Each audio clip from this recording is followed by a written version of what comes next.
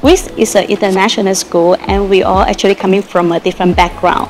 A cultural workshop like this is help us to learn and to understand and appreciate the different cultures from different nations. What I hope the participants take away today is how colorful the Southeast Asian culture is. We share a lot of elements among the countries in food, music, art, and even language. They have many different cultures in Malaysia. We have batik, as well as Thailand, Indonesia, and other Southeast Asian countries. Very special dish that I would like to introduce from Malaysia and Singapore is Lao Sen.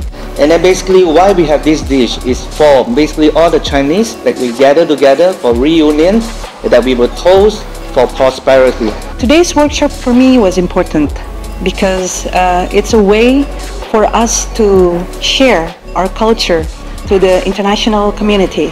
We brought music through Angklung, also our attire, national costume, as well as food.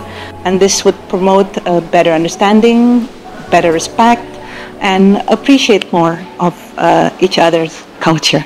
And this kind of mindset actually is helping us to instill a belief of how we become a global citizens in the future.